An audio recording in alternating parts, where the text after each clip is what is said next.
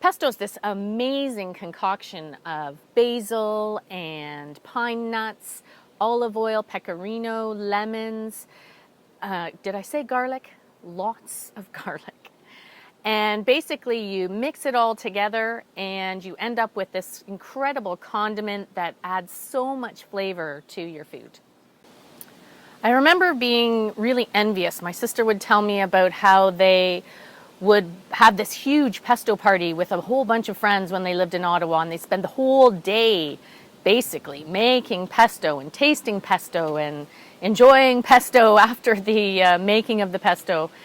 When I first heard about the pesto party, my first thought was they must not have a lot to do in Ottawa.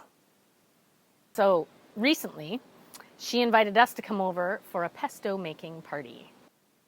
Up until a few years ago, I had never even heard of pesto. I didn't even know what it was. The only green thing, sauce-wise, that I had ever put on anything was relish, and I don't even think that's a sauce. And I'm not even sure pesto is a sauce or a condiment or like some sort of jelly. But whatever it is, we made a lot of it. So we started off with getting the ingredients prepped. So we had to toast the pine nuts, we had to peel all the garlic, we had to cut the lemons, wash the lemons, cut them.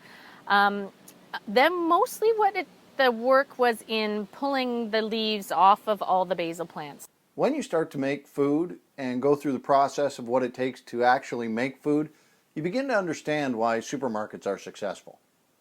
So we took all of the basil leaves off of the plants and we tossed them into this big bin of water, and then we had to gently swish them around in the water to get all the dirt off. And you have to do it really carefully because you don't want to bruise the basil leaves. So we very carefully swished the leaves around, and then you had to dry them off. So we actually used a salad spinner, which I guess probably wasn't very gentle on the leaves now that I think about it. Either way, it got the basil leaves dry, and then we got ready to make the pesto.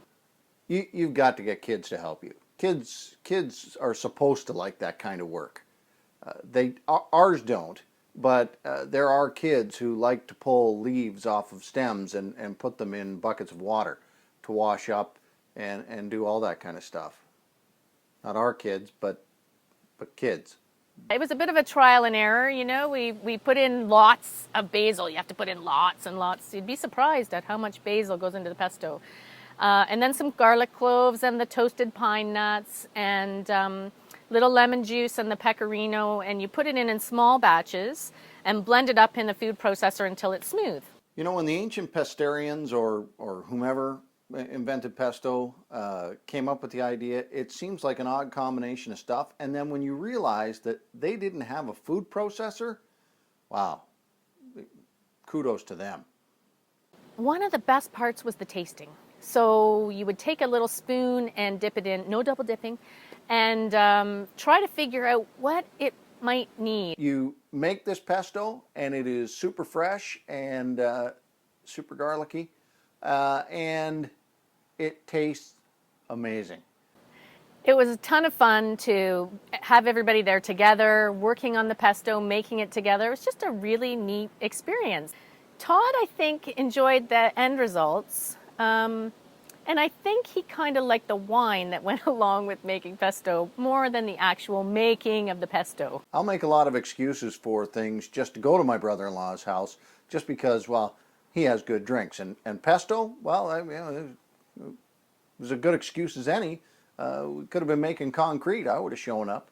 At the end of the day, we all sat down to a family meal together, and that was one of the best parts. We enjoyed what we had made over the course of the day and just sat down and relaxed and sat outside, and that was a really neat experience.